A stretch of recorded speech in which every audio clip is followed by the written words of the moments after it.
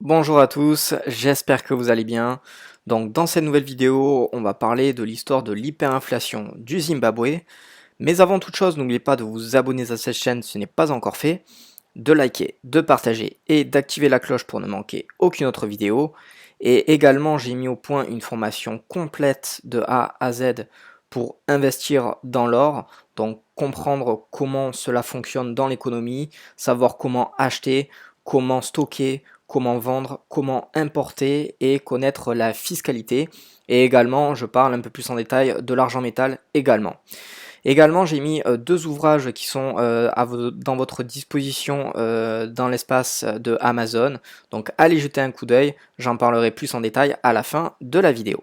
Alors on va pouvoir commencer le sujet dès maintenant. Alors, pour comprendre l'histoire au Zimbabwe, on va devoir revenir à la fin des années 90.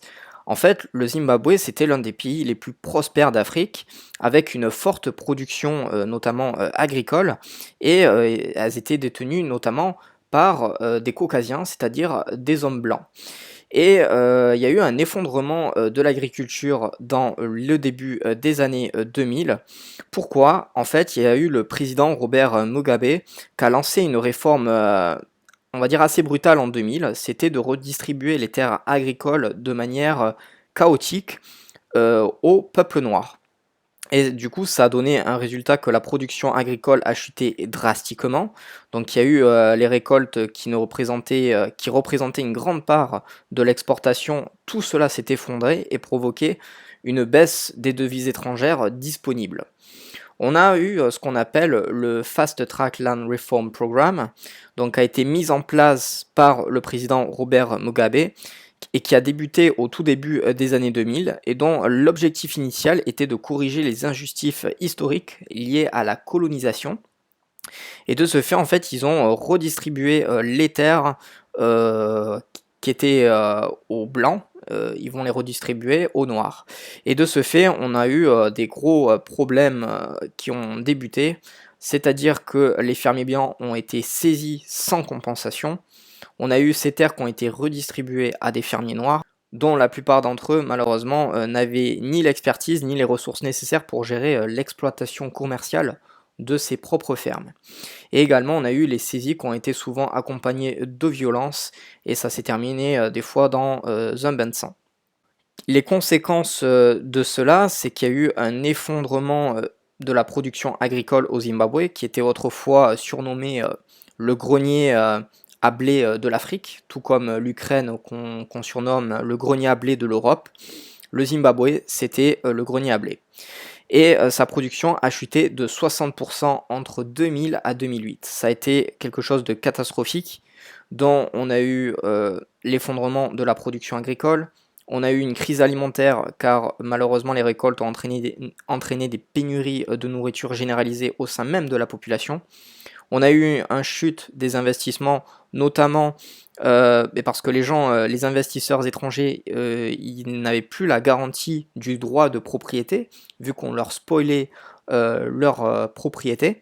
Et également, on a eu le début d'une hyperinflation qui a été déclenchée car le gouvernement, la seule manière de résoudre, on va dire temporairement le problème, ça a été de faire marcher la planche à billets.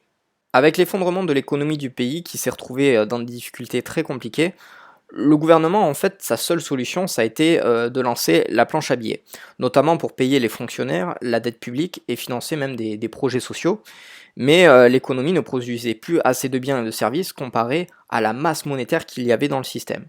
Et donc, en 2001, la masse monétaire et l'inflation a augmenté de 55%. En 2003, on était aux alentours de 600%. En 2006, on était à plus de 1000%. Et en 2008, on était à 231 millions de pourcents. Donc pour vous donner un ordre d'idée, il faut savoir qu'au Zimbabwe, en 2008, les prix doublaient toutes les 24 heures, alors que pendant la République de Weimar, en 1923, les prix doublaient tous les 3 jours. Donc pour vous dire à quel point c'était encore beaucoup plus fou et beaucoup plus récent que l'hyperinflation de la République de Weimar. Et donc notamment on peut retrouver les mêmes images que dans les années 1920 dans la vidéo que j'avais fait sur l'hyperinflation sous la République de Weimar, c'est-à-dire les brouettes, et il fallait une tonne de liasses de billets pour s'acheter un bout de pain. Et donc en fait on est retrouvé directement avec notamment les monnaies troc. Donc j'avais fait une vidéo spécialement sur les monnaies troc, donc je pourrais vous recommander d'aller la voir. Ça vous permettra de comprendre davantage toutes les monnaies troc assez folles qu'on peut avoir lorsque la monnaie officielle, on n'a plus de confiance envers cet outil d'échange. Donc notamment, ils recherchaient des devises étrangères, notamment du dollar US, du franc suisse ou même du rand sud-africain. Également, on avait des métaux précieux, donc l'or et l'argent métal, toujours pareil, qui est une valeur refuge. Et également, ils pouvaient s'échanger de la nourriture, du carburant et des vêtements. J'avais fait notamment dans la vidéo que j'avais fait sur la monnaie de troc que après la Seconde Guerre mondiale, les Allemands pouvaient s'échanger des cigarettes et du chocolat. Ça faisait office de monnaie. Ensuite, on a eu quelque chose qui est totalement arrivé en 2016, c'est ce qu'on appelait les obligations locales, c'est-à-dire les bond notes. Alors, après l'inflation, il y a eu l'abandon du dollar de Zimbabwe en 2009, et le gouvernement, en fait, il a introduit en 2016 le bond note, qui était un billet d'obligation censé être indexé sur le dollar américain. Mais en fait, le problème, c'est que la population locale n'avait plus de crédibilité envers le gouvernement et envers la monnaie. Et de ce fait, en fait, les conséquences, c'est qu'il y a eu une nouvelle crise de confiance qui s'est installée, qui a poussé encore les citoyens à continuer à privilégier des devises étrangères et d'autres monnaies de troc. Et notamment, on en voit par exemple cet homme qui détient dans sa main pour manifester comme quoi le bond note, pour lui, c'est comme le dollar de Zimbabwe pendant l'hyperinflation, ça ne vaut rien. Et de ce fait, on a même eu une nouvelle introduction de monnaie de troc qui est arrivée dans le système, Bitcoin. Bitcoin qui échappe au contrôle du gouvernement et des banquiers centraux et qui reste à l'heure d'aujourd'hui l'une des alternatives pour le peuple de Zimbabwe pour faire des transactions. Donc si vous avez des questions, n'hésitez pas à me le faire savoir, je me ferai un plaisir d'y répondre. Et pour ceux qui veulent en savoir beaucoup plus sur l'investissement dans l'or et l'argent métal, j'ai mis une formation complète qui est disponible. Le lien est juste en dessous de la vidéo. Moi, je vous retrouve tout de suite de l'autre côté. Et pour ceux qui veulent en savoir un peu plus, vous pouvez retrouver mes ouvrages sur Amazon. Moi, je vous dis à très vite dans une prochaine vidéo. Prenez soin de vous.